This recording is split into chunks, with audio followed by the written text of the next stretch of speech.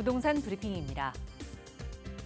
서울 아파트 시장이 혼조세를 보이고 있습니다. 실수요자가 선호하는 중소형 평형에서도 최고가 거래가 나오는 반면 최고가를 기록한 뒤 한 달 만에 수억 원씩 떨어지는 거래가 등장하기도 했습니다. 현대건설이 사우디 아람코 본사에서 50억 달러 규모 수주 계약을 체결하며 K건설 제도약에 대한 의지를 불태웠습니다.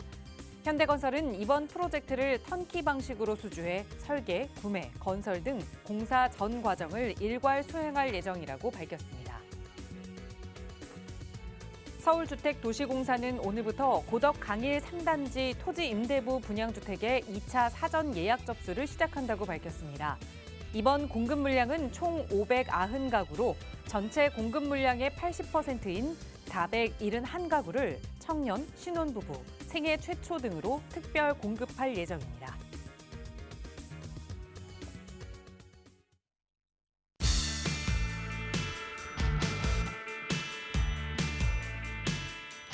여러분 안녕하십니까? 부동산 고민 무엇이든 물어보세요. 진행의 김진주입니다. 최근 전국적으로 전월세 전환율이 좀 높아지고 있다고 합니다. 특히나 단독주택이나 빌라 같은 경우는 월세로 전환하는 그 비율이 아파트보다도 더 높아지고 있다고 하는데요. 아마도 전세 사기 같은 피해가 최근 많이 대두됐기 때문이라고 합니다. 하지만 최근에는 또 전세자금 대출 금리가 3%대로 내려오면서 돈을 좀 아끼기 위해서는 전세로 거주하는 것이 낫다라는 전문가들의 의견들이 좀 나오고 있는 상황인데요. 전세로 거주하기에는 좀 불안하고 또 월세로 거주하기에는 매달 나가는 월세가 좀 아깝고 그러기에 내 집 마련을 고민하신다면 어떻게 해야 하는지 그 앞으로의 전망들도 저희 전문가들과 함께 이야기 나눠보시기 바랍니다. 저희 언제나 무료 상담 전화로 여러분과 함께하고 있거든요. 서울지역번호 02-2638-3971번 시청하시는 누구나 무료로 이용하실 수 있게 열어두고 있고요. 문자 편하신 분들은 유료 100원의 상담 문자 샵 3989번 이용하실 수 있습니다. 자, 그럼 오늘도 부자 되는 여러분의 부동산 고민 속으로 지금 바로 출발합니다.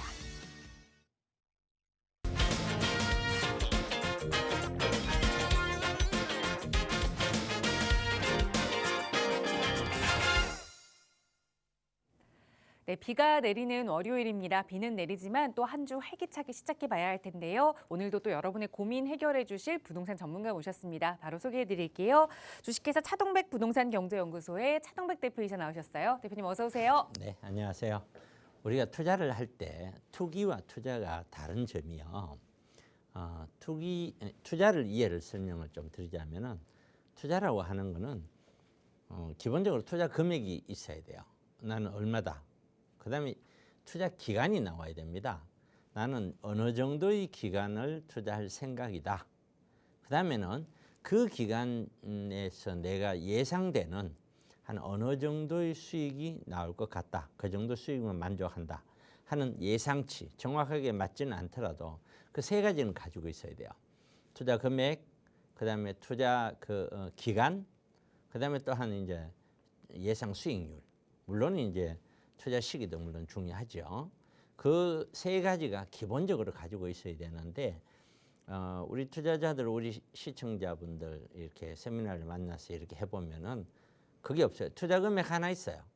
투자 금액 하나 있고 그다음에는 몇 년 정도 투자에 대한 정확한 개념도 없고요.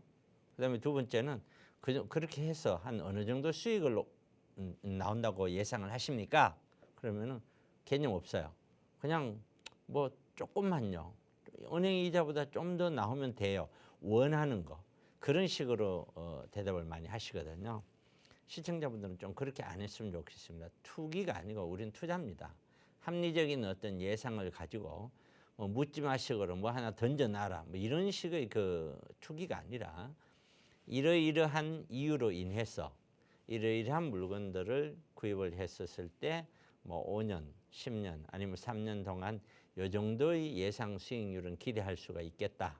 그런 걸 갖고 제가 투자를 할 거냐 말 거냐 하는 그런 어떤 투자 판단 기준으로 삼고서 하는 그런 투자가 되었으면 좋겠다 하는 말씀을 드리면서 오늘도 1시간 동안 여러분 고민 해결해 보겠습니다. 네, 투기가 아닌 건강한 투자를 하실 수 있도록 저희 전문가들이 여러분과 함께하겠습니다. 오늘도 이용하실 수 있는 무료 상담 전화 02-2638-3971번으로 연락 주시거나 유료 100원의 상담 문자 샵 3989번으로 자세히 고민 내용 적어 보내주시면 차동백 대표의 자세한 설명으로 도움 드릴 거고요. 바로 또 시청자 여러분과 연결해서 고민 해결하는 시간 이어가 보도록 하겠습니다. 오늘 첫 번째 시청자분 전화 연결해 볼게요. 여보세요? 네, 안녕하세요. 네, 안녕하세요. 반갑습니다. 네, 네, 시청자님 오늘 어떤 고민 함께 좀 이야기 나눠볼까요? 예, 저 요새 용산이 핫한데요. 여기 원효로 쪽에 네, 네, 아파트가 네, 네.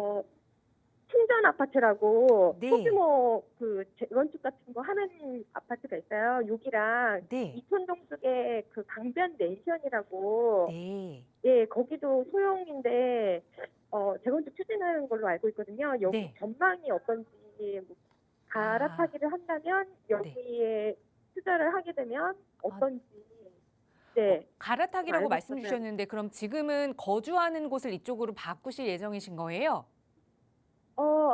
네, 근데 이게 사실 갈아타기가 아니라고 해도 그냥 네. 여기 지금 말씀드린 지역의 전망이 궁금하거든요. 네, 알겠습니다. 네, 말씀 주신 용산의 두 곳, 원효로에 위치한 풍전 아파트 하나, 그리고 또 이촌동에 위치한 강변 맨션 아파트 향후 전망 좀 궁금하다 말씀 주셨는데 하나하나 네. 좀 분석해 보도록 할게요. 대표님과 네. 인사 나눠보세요.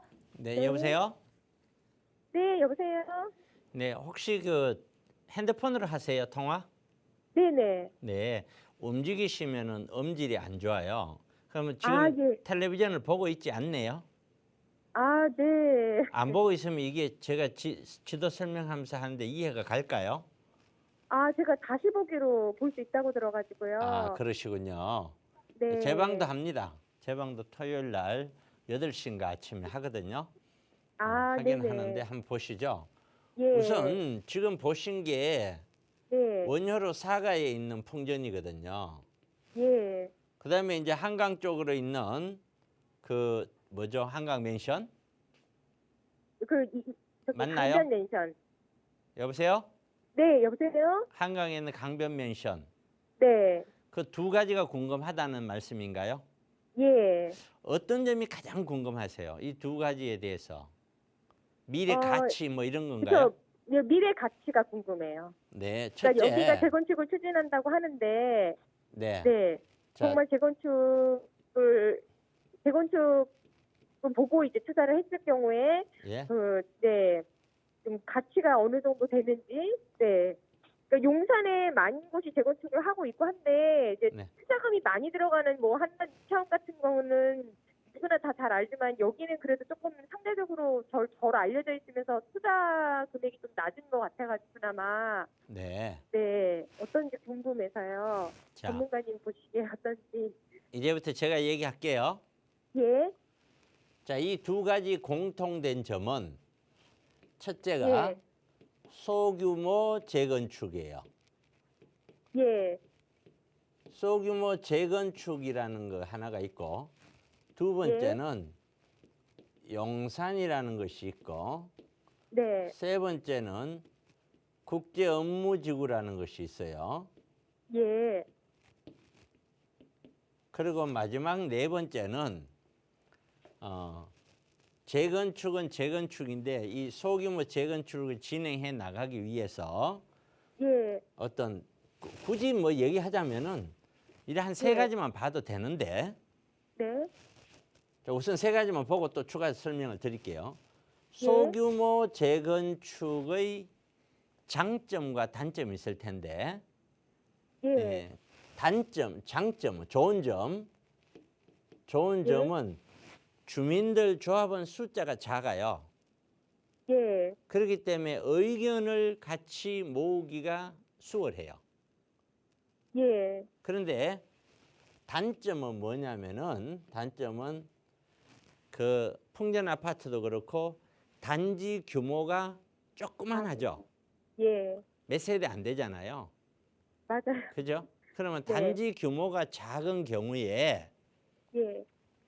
여기에서 만약에 굳이 풍전이 아니더라도 다른 네. 서울 시내에 있는 또는 뭐 지방에 있는 데도 마찬가지입니다.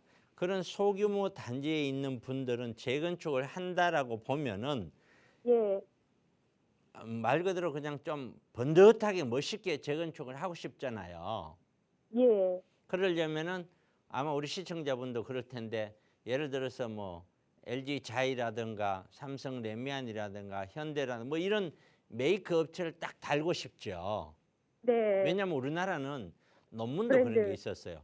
메이커가 있는 브랜드 가치가 있는 브랜드의 어떤 그런 회사와 그렇지 않은 회사 간에 똑같은 위치에 똑같은 아파트도 가격 차이가 나거든요.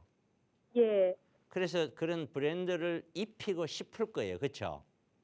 네, 그러면은 역으로 그런 브랜드 있는 회사는 이런 소규모에 들어올까요? 아니요, 안 들어오겠죠? 예, 그러면은 지금 뭐가 문제냐면은 네, 서울 시내 여러 곳에 연립들도 있는데 연립 예. 세대 수가 이렇게 100세대 미만 이런 것들이 많거든요. 예, 그런 데가 소규모로 재건축이 어려워지는 게 주민들 동의가 안 되는 게 아니에요. 거기 들어와서 사업을 해서 내가 재건축할 때 공사를 해주겠다, 공사를 하겠다 하고 입찰 들어오는 회사가 없기 때문이에요. 네네, 그러면은 아무리 뭐 어쩌고 저쩌고 하더라도 얘가 재건축이 잘 된다라는 보장을 할 수가 없죠. 예, 그러면은 일단은 얘가 재건축이 돼줘야 미래 가치가 있는 거잖아요. 네, 오래됐으니까. 예, 근데 재건축이 분명한 건 어렵다 하는 거는 분명한 거죠. 아, 그리고 또 하나는 세대 수가 네. 급격하게 많이 늘어날 수 있을 정도가 아니죠. 예, 그렇기 때문에 일반 분양분 자체가 별로 없다는 얘기예요. 아, 조합원들이 거의 대다수가 가져간다는 뜻이에요. 아, 네, 그러면 사업성이 별로 안 좋죠. 네, 그래서 이 두 개의 물건이 가격이 저렴한 거예요. 예, 지금 시청자분님은 잘 알려지지 않아서 저렴하다 이렇게 얘기하는데 네, 이 세상에서 말이에요. 예, 지금 시대는 지금 잘 알려지지 않다. 일부 사람만 알고 있다. 이건 언제 얘기냐면 지금부터 18년 이전 얘기예요. 아, 18년 전 이 얘기예요. 약 20년 전 얘기. 그러면 예. 그 이후로는 국가가 정책적으로 말이에요. 지역적으로 일부 사람만 정보를 공유해서 그 지역의 가격의 투기가 일어나는 것을 방지하기 위해서 국가가 어떤 정책을 썼냐면은 모든 지역에 대한 정보를 인터넷에 올리는 정책을 쓰기 시작을 했어요. 지금부터 약 한 20여 년 전에. 예, 그래서 지금은 인터넷상에 들어가면 모든 정보가 다 있어요. 예, 그렇기 때문에 사람들이 몰라서 가격이 저렴하다 그 생각을 하시면 안 돼요. 아, 예, 다 알고 있음에도 불구하고 그럼 예를 네. 들어서 강북이나 강서 쪽에 가면은 일반적으로 강남 3구보다 가격이 저렴하잖아요. 예, 그럼 그게 사람들이 몰라서 저렴한 게 아니라 이 말이에요. 네, 정보는 누구나 다 알고 있다라고 생각을 하시라고요. 네, 알고 네, 있는데 그 가치를 내가 어떻게 판단하느냐의 문제이기 때문에 그런 예. 장단점이 있는 것이고 네, 그다음에 또 하나는 용산이라는 흐름. 이거는 무슨 얘기냐면은 전국적으로 지금까지 제가 살펴보면 저도 용산에서도 중개사업을 한 적이 있거든요. 아, 예, 그런데 전국에 있는 사람들은 일단 용산, 강남 그 안에 일단은 들어가고 싶다는 기본적인 마음을 가지고 있어요. 예, 그러니까 정해놓고 그 안에서 물건을 찾는다는 뜻이에요. 맞아요. 그러면은 그 안에 있는 전국의 사람들이 그렇게 가면은 그 안에서 찾아낸 물건들이 돈이 될까요? 아니요, 그 바로 그거예요. 투자라고 하는 거는 어느 지역을 무조건 무시해서가 아니라 내가 반드시 나는 용산에 살아야 되겠다. 용산에 네. 살지 않으면 나는 잠이 안 와. 나는 네. 반드시 살아야 될 이유가 있어. 예, 그런 사람은 투자를 떠나서도 내가 구입을 할 수도 있겠죠. 예, 그거는 투자가 아니에요. 그죠? 네네. 그냥 내가 살기 위해서 사는 거지 투자가 네. 아니거든요. 예. 그러면은 결국에는 투자라고 하는 거는 내가 사는 것과 관계없이 현재 가치 있는 물건을 참 미래 가치 있는 물건을 현재 잘 구입을 해서 그 가치를 나중에 돈으로 환산해서 받아내겠다 이 뜻이거든요. 예. 그러면 투자처는 전국이 돼야 되는 거예요. 어, 전국이 어디가 됐든 정말 좋은 물건들을 만들어낼 수 있고 만날 수 있다면 그거는 좋은 투자가 되는 거예요. 다만 주택 같은 경우에는 일반적으로 예. 아파트 같은 경우에는 일반적으로 똑 그런 건 아니지만 어떤 지역보다도 서울이 인구 예. 대비 주택 숫자가 다른 지역보다 좀 모자라거든요. 네네. 그러니까 안정성은 서울 쪽이 더 있다라고 볼 수가 있죠. 예. 그러다 보니 그런 측면에서 서울로 접근을 하는 것이지 서울이 무조건 낫다 이거는 착각이에요. 제가 수익률을 계산해 보면은 예. 투자를 해서 수익률을 계산해 보면 제가 2012년, 13년, 14년도가 최저점이었거든요. 예. 그리고 또 21년까지 7년을 올랐는데 그 저점 부근에 제가 많은 제 고객들한테 투자를 시켜보고 저도 투자를 해보고 예. 그리고 지금 와서 딱 계산을 해보면은 예. 투자 수익률이 용산 쪽에 들어가는 사람들이 제일 높다. 그렇게 생각하시면 안 돼요. 저는 제가 고객들에게 해주는 투자 수익률이 월등히 더 높아요. 다른 지역으로 갔는데도. 예. 1억, 1억 5천 갖고 투자가 들어갔었어도 그때 당시에 지금 예. 1억, 1억 5천 대비 10배 이상씩 올랐어요. 서울 안에서. 그러니까 제가 이 말씀을 드리는 거는 예. 묻지 마시고의 투자는 안 된다. 강남 정해놓고 나는 그 안에서 용산 정해놓고 그러면 기본적으로 수익률은 모든 사람이 다 거기에도 관심이 있기 때문에 기본적으로 수익률은 떨어진다라고 생각을 하셔야 돼요. 예. 가서 만족은 할 수 있을지 몰라도 수익률로서 내가 투자 금액 대비 수익률을 만족하는 수준은 어렵다라는 것이에요. 이해 가시죠? 예. 그런 측면이 있고 네. 그래서 묻지마에 대한 프리미엄이라는 것이 그쪽에는 존재를 했다. 그것이 정상이란 뜻은 아니에요. 예. 그다음에 국제업무지구가 이게 예. 뭐 당군 이래 최대의 뭐 개발진이 어쩌니 해서 이게 옛날에 그 오세훈 시장이 있었을 때부터 하다가 박원순 시장이 여기에 뭐 지지부진하다가 이제 다시 이제 이러고 할 때문에 이 주변에 있으니 충분히 그만한 어떤 가치가 미래 상승 가치가 훨씬 있을 것이야 이렇게 얘기하거든요. 네네. 그러면은 그 점에 대해서도 그래요. 맨 처음에 여기는 처음에 출발할 때 국제업무지구 자체가 전부가 다가 업무 빌딩이었었어요. 예. 업무 빌딩. 업무 빌딩으로 진행했는데 여러 가지 이유상 부도 코레일 쪽에 두고 뭐 사업이 파면되고 부도가 나고 어쩌고 저쩌고 우여곡절을 다 겪으면서 예. 지금은 어떻게 돼 있냐면 이 전체가 다 업무용이 아니라 상당 부분은 주거 빌딩들이 들어오고 예. 나머지가 업무 빌딩 들어오는 형태가 바뀌었고 그다음에 예. 또 두 번째는 한강 쪽으로 있잖아요. 예. 이게 서부 이촌동이라고 그러는데 예. 원래 국제업무지구는 서부 이촌동 자체가 다 없어져야 돼요. 싹 다 같이 편입이 돼서 예. 국제업무지구로 다 가고 한강에 있는 물길을 끌어들이는 그림까지 맨 처음에 출발이 됐었어요. 예. 근데 지금 서부 이촌동에 있는 사람들은 없어지는 게 아니라 그 앞에 방패막이처럼 딱 한강을 가리고 있죠. 예. 네, 그건 그대로 있을 거예요. 그러면 애초에 출발할 때에 비해서 어떤 국제업무지구에 대한 기대치 뭐 이런 것들이 상당히 반감이 됐죠. 그렇죠? 예. 그다음에 예. 마지막 세 번째는 그렇다고 치더라도 국제업무지구가 언제 되는데요?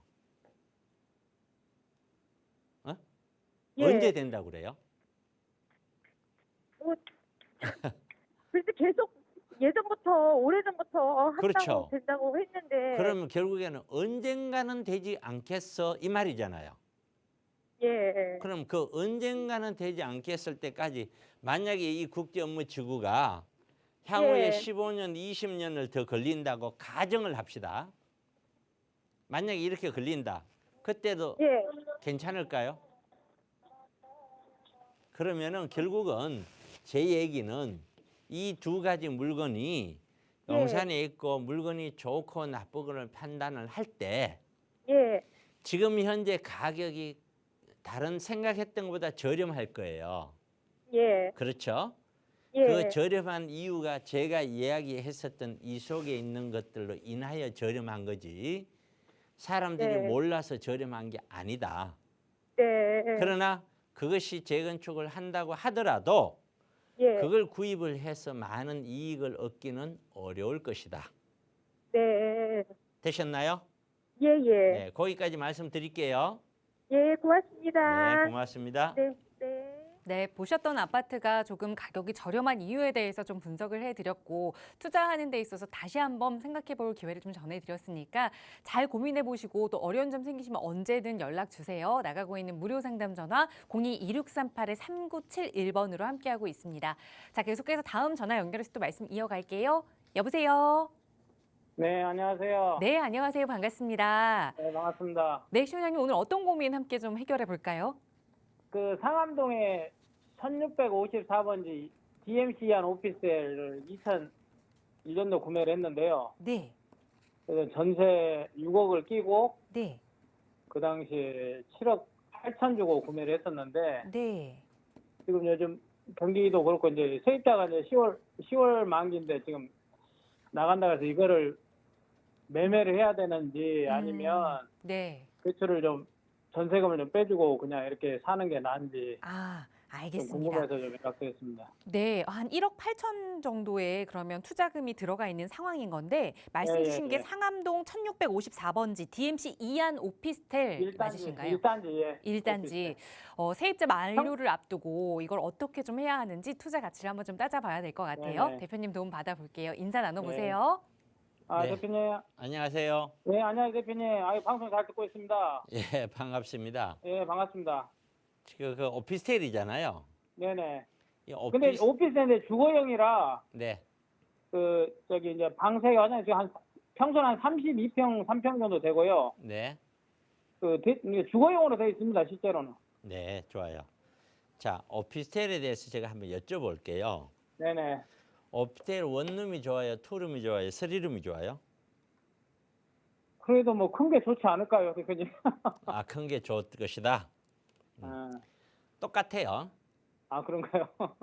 왜냐하면은 그렇게 질문하는 것 자체가 제가 이렇게 질문하는 것 자체가 말이 안 되는 거예요. 네네. 말이 안 되는 것이 원룸, 투룸, 쓰리룸은 그걸 이용하는 거기에 넣어서 그걸 사용하는 고객층이 달라요. 네네. 그다음에 현실에서도 좀 어떤 입지라든가 사용처가 많이 달라요. 네네.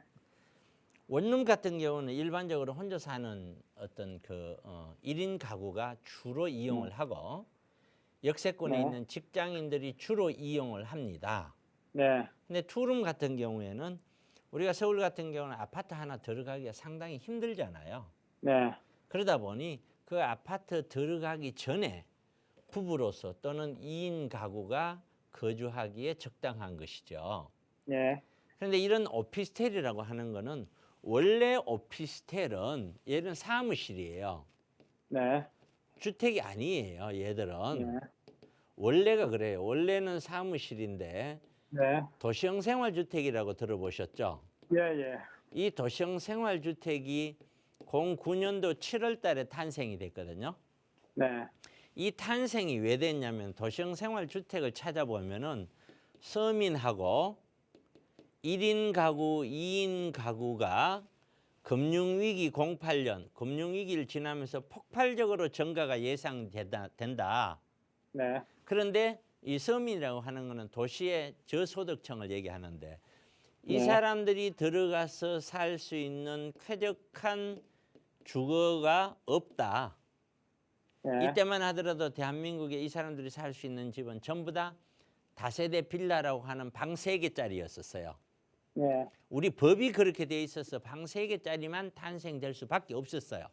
네. 그러다가 이런 현상에서는 옆집과 소통도 이 바람길도 막혀 있고 옆집에서 들여다 보이고 프라이버시도 안 좋고 또 어떤 치안에 더도 취약하고 그래서 이래서는 안 되겠다. 그래서 이분들을 위한 주택을 만들어야 되겠다 해서 탄생시킨 게 도시형 생활주택이에요. 네. 그래서 도시형 생활주택을 탄생시키고 보니 여기에 들어가서 살겠다는 그 투룸짜리에 살겠다는 어떤 세입자들이 기하급수적으로 많은 거예요. 네. 지금 현재 대한민국에서 약 한 67%가 1, 2인 가구예요. 네. 현재도. 그러다 보니 전세 가격이 계속 올라가는 거예요. 그러다 보니 네. 그걸 물건을 건물을 짓는 사람들도 전세가 계속 올라가니까 잘 팔릴 거 아니에요. 네. 그러니까 계속 짓는 거야. 음. 그러다 보니 포화 상태가 됐어요. 네. 이제는 질 만한 땅이 거의 없어.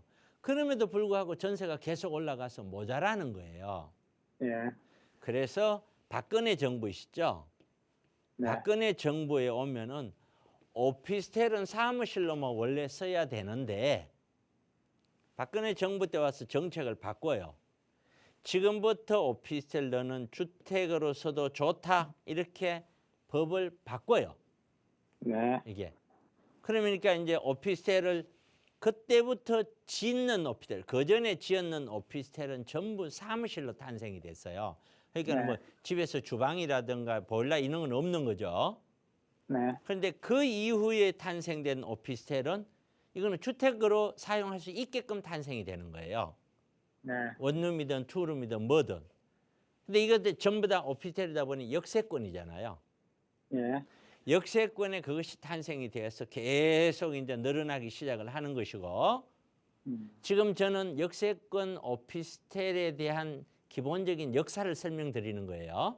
예. 예. 어떤지 이해가 돼야 그게 이해가 돼요. 예. 예. 그렇게 왔다가 2021년 문재인 정부 때 이사대책이라는 것이 나왔어요. 네. 그때 이사대책 공급대책이 나왔는데 이때 변창흠이라는 장관이 있었는데 국토부 장관이 뭐라고 얘기했냐면은 서울 역세권 상업지역에 서울의 역세권 상업지역에 오피스텔을 소형 오피스텔을 많이 공급하겠습니다라고 발표를 했어요. 네. 이 발표는 21년 2월 4일이에요. 오피스텔이 모자란다 이 말이잖아. 그죠? 예. 공급하겠다고 했으니까. 그리고 지금 2년이 흘른 거예요. 예. 코로나 기간이니 등등 하면서 2년 동안에 1년 정도는 오피스텔이 좀 공급돼가 지금은 오피스텔 가격도 너무 오르고 지금 부동산 시장이 이렇게 되면서 다 전면 중단 상태에 가깝죠. 네. 그러니까 결국에는 역세권의 이런 소형 오피스텔은 아직도 부족해요. 공실이 네. 거의 없어요. 자, 지금 제가 1, 2인 가구가 들어가는 오피스텔을 설명을 했습니다.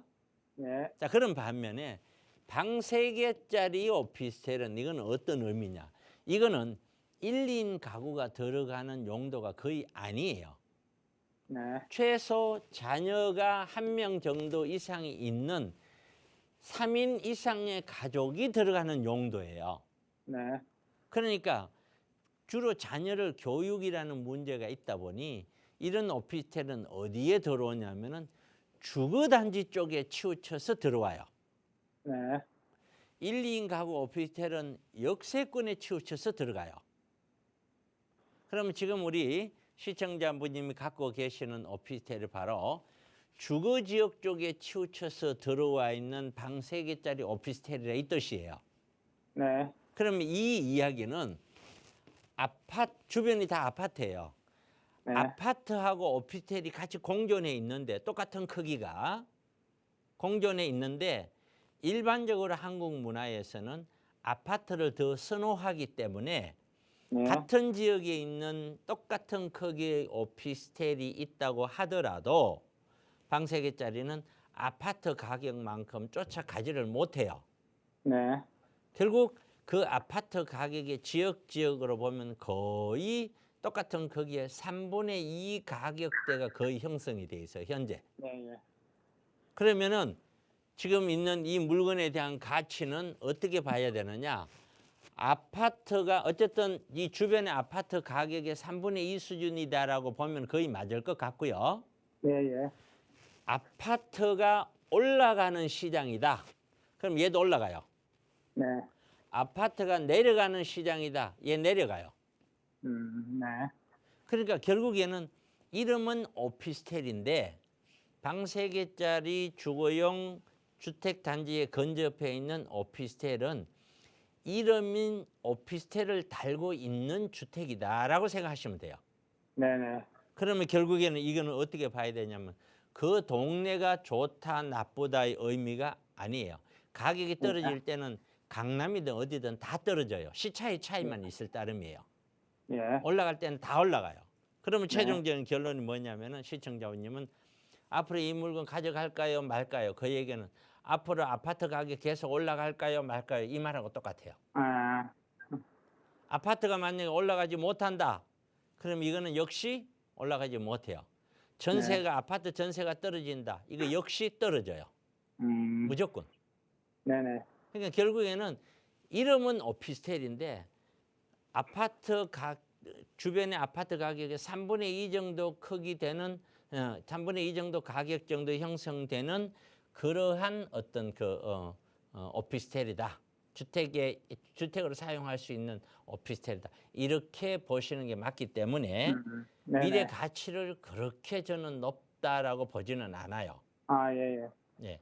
얘가 무슨 뭐 재건축을 할 것도 아니고 또 네. 1인 가구가 아까 67%를 했는데 이게 조만간 몇 년 안 지나면은 우리가 거의 한 10년 안쪽으로 한 75% 될 거라고 보거든요. 네네. 그러면 가면 갈수록 아파트 가격이 완전히 떨어지면 모를까. 아파트 가격이 서 있다면은 이런 투룸 쪽이나 이런 쪽은 더 많이 모자라는 거예요. 네. 이게. 그리고 지금 서울 시내에서는 어떤 투룸이라는 소형 주택하고 아파트 3룸 주택하고는 한 지역에서도 가격 차가 굉장히 크게 벌어져 있어요. 네네. 이게 방 크기로 따져 보더라도 그 가격 차가 너무 심할 정도로 벌어져 있거든요. 네. 근데 이런 것들도 있고 해서 현재로서는 미래 가치가 좋으니까 가져가십시오. 이렇게 얘기하기는 상당히 어려울 것 같아요. 네. 전세나 월세가 상당히 변동폭이 있는 것이고 그리고 네. 그러한 세월이 좀 더 가봐야 알 것 같다. 아파트가 네네. 바닥을 찍고 다시 다 올라간다면 그때는 얘도 올라가겠죠. 예, 예. 그래서 지금 이 시장에는 전체가 다 아파트 이제 바닥을 찍었다. 이제 뭐 사야 된다. 뭐 이렇게 이야기하는 사람도 있는 반면 저는 지극히 보수적인 스타일의 사람이라 저는 네. 절대 그렇지 않다.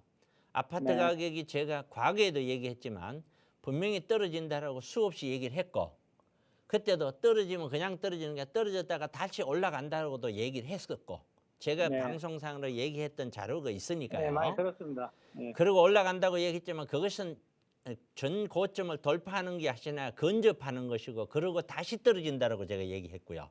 예, 예. 그때부터는 쭉 몇 년간 갈 거라고 제가 수도 없이 얘기했기 때문에 저 네. 개인적인 생각은 적어도 올해까지는 가격이 쉽게 안 떨어지면서 어느 정도는 강보합으로서는 상승 곡선을 그릴 수 있다. 네네. 이게 과거도 그랬고요. 그래서 최고점에 근접할 정도까지도 반등이 할 수 있다.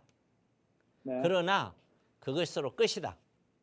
분명한 거는 내년 후년 가면서는 다른 형태로 전개될 수밖에 없을 것이다. 물론 정확하게 시점까지 정확하게 맞추기는 어렵습니다만은 적어도 지금으로서는 그렇게 봐줘요. 예.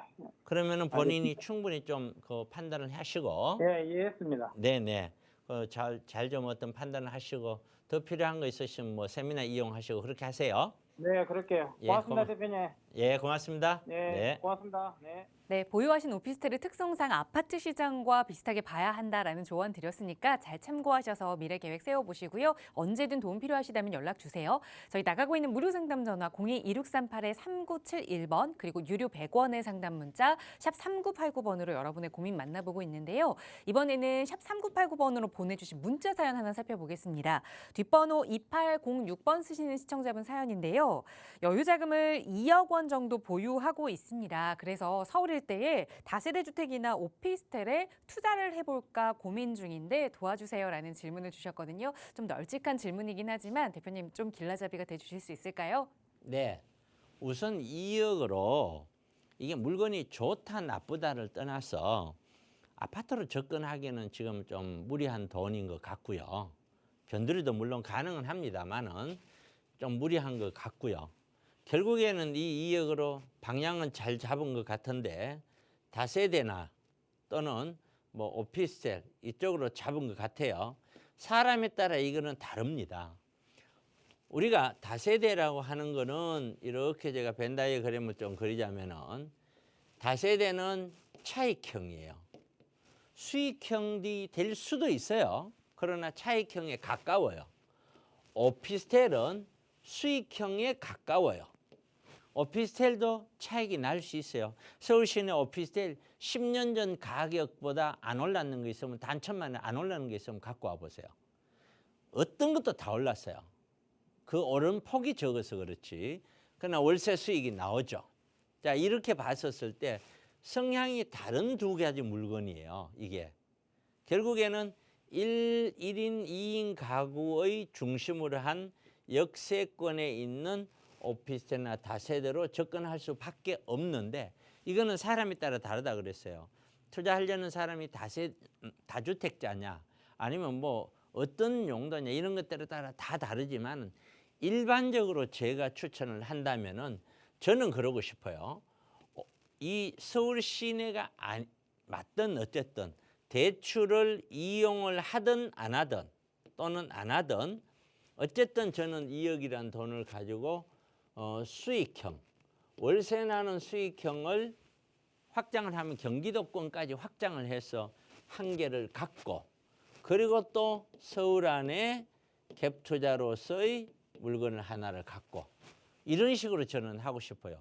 많게는 두 개도 잘하면 가능한데 조금은 무리가 따르고요. 이런 식으로 저는 믹스를 해서 갖고 가고 싶지 뭘 하나를 딱 사서 그냥 꼭 그렇게만 갖고 싶지는 않아요. 그래서 어떤 월세 수익형이 꼭 필요한 것은 우리 경기라든가 부동산 시장이 언제까지 침체가 갈지 앞으로 어떻게 될지는 아무도 모르는 거예요. 다만 각자의 자기 생각을 예측을 하는 것이지 제 개인적으로도 2011년, 12년 때는 무조건 사라. 무조건 사기만 사면 올라간다.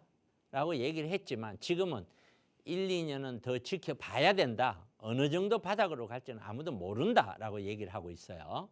그 상황을 보면서 판단해야 되기 때문에 수익형을 먼저 잡는다는 것은 미래의 불확실한 상황에 대비해서 우선 내 생활을 최소한의 안정화를 가져가야 된다는 뜻이에요. 그리고 얘를 가져간다는 것은 미래에 투자한다는 뜻이죠. 결국에는 포트폴리오를 구상을 해야 된다는 거예요. 수익형과 차익형을 적절히 믹스해서 투자하는 방법. 그 방법이 최고가 아닌가 그렇게 추천을 해드립니다.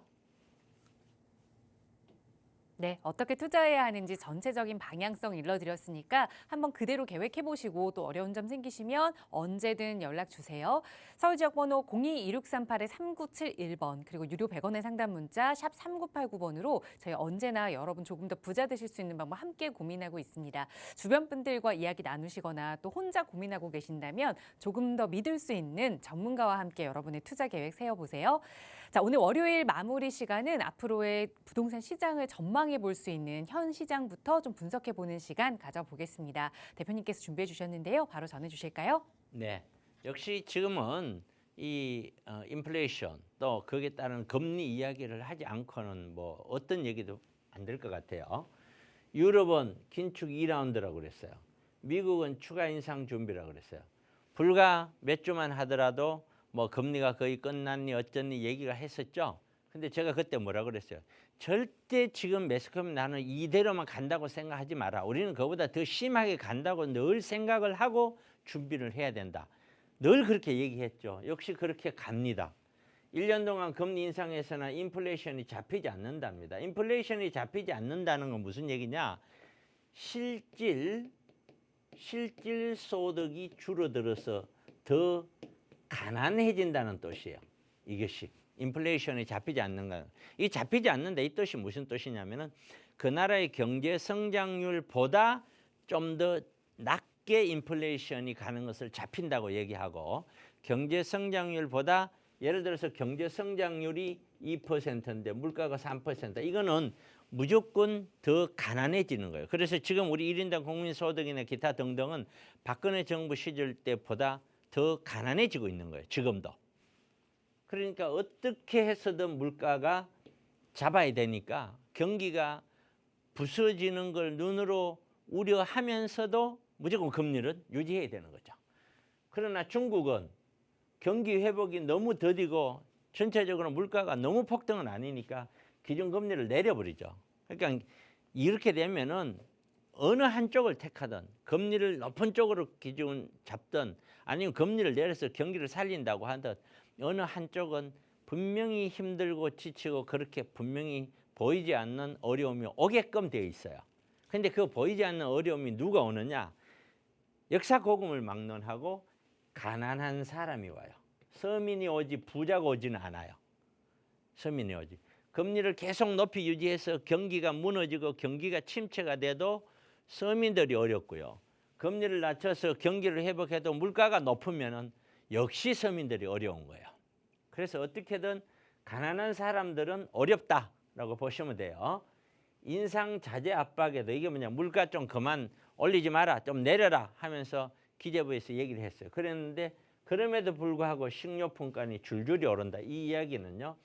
인플레이션이 생각만큼 제가 눈을 얘기했듯이 쉽게 안 잡힌다. 쉽게 그렇게 잡히는 게 아니다. 고로 금리가 하루아침에 뚝뚝 떨어져서 2%로 갈 거라는 생각하지 마라. 몇 년에 걸쳐서 금리가 내려올 거라고 생각을 해야지 절대로 쉽게 안 된다. 그 이야기는 금리 금방 내려서 돈이 더 많이 풀려서 금방 부동산이 오를 것처럼 생각하지 말아라. 그거는 중남미 100년 만의 가뭄 이것도 문제예요. 기후재난이잖아요. 아르헨티나 곡물 수출 급감. 이렇게 되면 곡물 가격이 또 올라가요. 그럼 또 인플레이션이 더 오래 유지될 수 있는 거예요. 그러니까 세계적인 이상기후, 전쟁 이런 것들도 언제든지 물가를 자극해서 원자재 가격이 올라가서요. 그만큼 가격, 인플레이션이 높은 가격을 유지시킬 수 있어요. 유지시킬 수 있어요. 이 유지시킨다고 하는 것은 그만큼 고금리 시대를 더 오래 가져갈 수밖에 없다는 걸 의미해요. 부동산 시장을 보면은 내 집 마련에 대한 적기는 올해 3, 4분기다. 한경 부동산 전문가 100명이 설문조사를 했는데 이렇게 나왔더라 라고 얘기 나왔어요. 저는 분명히 말씀드렸는데 저 개인적인 거는 반대요. 절대로 저는 그렇다고 생각하지 않습니다. 저는 서울 집값 거래량이 반등됐다 이유. 첫째, 실거래가 지수가 올랐다. 아파트 거래량이 늘었다.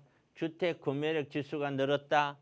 이 거래량 반등 이 5가지 중에 3개나 갔으니까 올 3, 4분기는 매수 타이밍이다. 이렇게 얘기를 해요. 그럼 반면에 얘는 또 다르죠. 미분양 주택이 전국적으로 가장 많다. PF 부실 가능성까지 가지고 있다. 전세 가격이 계속 하락하고 했다. 전세 가율이 50%까지 급락을 했다. 지금 이 강남구 같은 경우는 강남 3구는 지금 40%에서 45%예요. 역사 우리가 지금 부동산 시장을 수십 년 보더라도 전세 비율이 적어도 8, 90% 가까이 근접했었을 때 70%를 월등히 높아갔었을 때 매수가 이루어지면서 바닥을 다지고 올라갔지 전세 비율이 40에서 45%를 가지고 아파트가 다시 반등하고 치고 올라간 거는 아직까지 본 적이 없어요. 이게 입주량이 많아서 회복이 어렵다. 차액이 총 24조. 9만 가구 전세 보증금 빚내도 못 돌려준다. 이거 전부 다 위험한 요소들이에요. 위험한 요소. 근데 지금 이것도 실거래가 지수라는 거 하는 거는 가격이 한두 달, 두세 달만 오르면 지수는 올라가요. 그걸 가지고 지속적으로 간다는 거 못 본다. 아파트 거래량 당연히 반등을 한다라고 저도 얘기했어요. 근데 그거는 전 고점을 돌파하는 게 아니에요. 떨어진 걸 반등하는 요소에 불과하다. 올 하반기도 그러겠죠. 그 다음이 문제라는 거예요. 그 다음이. 저는 그렇게 생각하지 않는다는 거죠. 그 다음은 주택 구매력 지수 얘도 마찬가지예요. 가격이 떨어졌으니 우선은 주매력 지수가 당연히 떨어질 수밖에요. 이렇게 현재가. 그러나 얘가 반등이 되면 얘 다시 올라가요.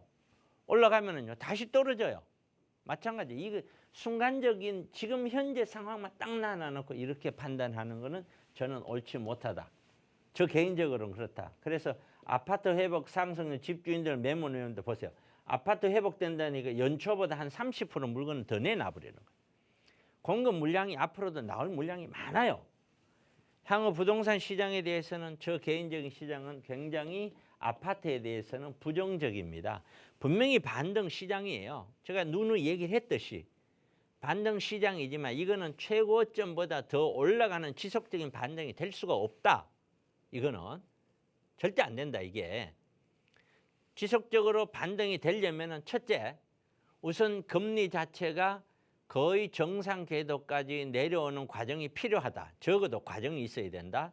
둘째, 전세 가격 비율 자체가 올라서 매매가 떨어지든지 전세가 오르든지 해서 전세 비율 자체가 70에서 80% 이상씩 올라가야 된다. 그래서 갭 투자가 쉬워야 된다. 이게. 그러기 위해서 또 세 번째는 또 하나는 뭐냐면은 경제가 장기적으로는 살아 있어야 된다. 네 번째는 인구도 장기적으로 늘어나야 된다. 과연 우리나라가 그렇게 쉽게 될 수 있는 상황이냐? 지금은 어느 것 하나도 장담할 수 있는 상황이 전혀 아니다. 지금은 무엇이 됐든 투자를 할 때 안정적인 투자가 굉장히 중요하지. 묻어놓는 투자는 결코 쉽지 않다. 묻어놓는 투자라도 틈새 시장에 작은 금액으로 묻을 생각을 해야지 많이 묻는 몇 억씩 묻어두는 그런 투자는 지양을 해야 되는 그런 시기다. 저는 이렇게 봅니다. 다시 한번 말씀드리지만 저는 분명히 반등을 하고 있는 시장이지만 이 반등이 지금 사야 된다. 주택을 사야 된다라고 저는 전혀 생각하고 있지 않다. 그렇게 말씀을 드리고요. 그 나머지 상황들은 여러분들이 필요한 만큼 세미나 시간 이용하시기 바랍니다. 네, 안전한 투자 계획이 필요한 시기다라는 말씀을 주셨는데요. 과연 어떤 게 안전한 투자 계획인지 앞으로의 포트폴리오 전문가와 좀 함께 이야기 나눠보고 또 새롭게 짜보고 싶다 하시는 분들은 차등백 대표와 함께 할 수 있는 무료 세미나 시간 활용해 보시면 좋을 것 같습니다. 이번 주에도 역시 준비되어 있는데요. 대표님 자세하게 소개 부탁드려요. 네, 제가 세미나를 화요일 날 그리고 토요일 날 합니다. 여기는 평일 날 오실 분은 화요일 날 미리 예약을 하시고요. 또 토요일 날 오실 분들도 미리 예약을 하시면 됩니다. 방금 마치 우리가 지금 다뤄야 될 건 뻔하죠. 부동산 시장 흐름을 어떻게 봐야 되느냐, 지금이 왜 그러냐, 과거부터 지금까지 어떻게 봐야 되느냐, 이런 거. 그다음에 금리가 이런 시장 흐름에 영향을 주는데 이런 금리는 어떤 흐름을 갖고 있느냐, 이런 것도 봐야 될 것이고요. 그리고 시장 내에서 정부가 어떤 정책을 생각하고 있느냐, 이런 정책은 왜 그런 정책을 써야 되느냐, 그리고 근본적으로 우리가 돈을 벌기 위해서는 어떤 생각을 가지고 있고 어떻게 행동을 해야 갈 수 있느냐, 이런 것들 위주로 들어가야 돼요, 세미나는. 그리고 개인적으로 궁금한 사항들, 이게 전부 해결이 될 거예요. 제 세미나 오시면은 여러분들이 전부 해결이 될 거다. 그래서 누누이 얘기하지만 무료 세미나고 세미나 오셔서 해결할 생각을 하셔야 됩니다. 앉아서는 절대 답이 없다. 그렇게 말씀을 꼭 드립니다. 네, 이번 주 화요일 바로 내일과 또 주말 토요일에 진행되는 무료 세미나입니다. 누구나 함께 하실 수 있지만 또 무료로 선착순으로 함께 할 수 있기 때문에 많은 분들이 전화 주시면 또 선착순으로 마감이 되거든요. 좀 빠르게 전화 주시면 좋을 것 같아요. 역시 나가고 있는 무료 상담 전화 02-2638-3971번으로 문의 주시면 자세하게 참여 방법 안내 도움 드릴 테니까요. 편하게 문의 주시기 바랍니다. 네, 오늘 저희가 준비한 시간은 여기까지입니다. 아울러 저희 프로그램은 여러분께 보다 다양한 정보 제공하기 위해 마련되고 있습니다. 해당 부동산의 가치나 매물 가격의 상승 하락은 보장하지 않는다는 점 유의해 주시기 바랍니다.